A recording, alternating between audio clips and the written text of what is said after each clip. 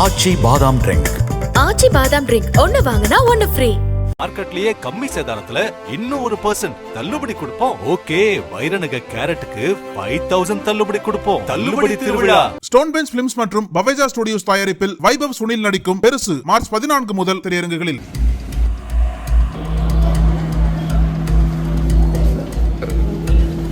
திருப்பத்தூர் மாவட்டம் வாணியம்பாடி அடுத்த ஆம்பூர்பேட்டை பகுதியைச் சேர்ந்தவர் சீலா.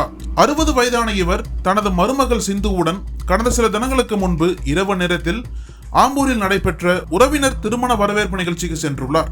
நிகழ்ச்சியை முடித்துவிட்டு மீண்டும் இருசக்கர வாகனத்தில் வீடு திரும்பிக் கொண்டிருந்தனர். குறிப்பாக ஆம்பூர் அடுத்த செங்கிலிக்குப்பம் பகுதியில் சென்னை பெங்களூர் தேசிய நெடுஞ்சாலையில் சீலா மற்றும் சிந்து ஆகியோர் இருசக்கர வாகனத்தில் வந்து கொண்டிருந்த போது பின்னால் இருசக்கர வாகனத்தில் ஹெல்மெட் அணிந்தபடி பின்தொடர்ந்து வந்த 2 மர்ம நபர்கள் சீலா கழுத்தில் இருந்த 10 சவரன் தங்க சங்கிலியை பறித்துக் கொண்டு கண்ணிமைக்கும் நேரத்தில் இருசக்கர வாகனத்தில் தப்பிச் சென்றுள்ளனர். அப்போது இருசக்கர வாகனத்தில் இருந்து நிலை தடுமாறி சீலா கீழே விழுந்தபோது அவருக்கு படுகாயம் ஏற்பட்டுள்ளது. உடனடியாக அங்கிருந்த பொதுமக்கள் சீலாவை மீட்டு சிகிச்சைக்காக வாணியம்பாடி அரசு மருத்துவமனைக்கு அனுப்பி வைத்தனர்.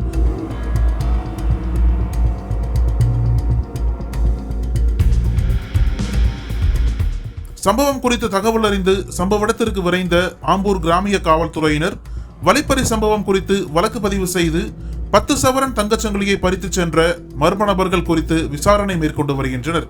தொடர்ந்து ஆம்பூர், வாணியம்பாடி, பெங்களூர், சென்னை மற்றும் சென்னை பெங்களூர் தேசிய நெடுஞ்சாலைகளில் செல்போன் மற்றும் நகை வழிப்பறி கொள்ளை சம்பவங்கள் அரங்கேறி வரும் நிலையில் ரோந்து போலீசார் மற்றும் போக்குவரத்து போலீசார் இது போன்ற வழிப்பறி கொள்ளை சம்பவத்தில் ஈடுபடும் நபர்களை நிறுத்தி சோதனை செய்வதை தவிர்த்து அன்றாட பணிக்கு செல்லும் பொதுமக்கள் மற்றும் கனரக வாகனங்களை நிறுத்தி சோதனை செய்வதிலேயே முக்கியத்துவம் அளித்து வருவதாக அப்பகுதியைச் சேர்ந்த வாகன ஓட்டிகள் குற்றம் சாட்டுகின்றனர்.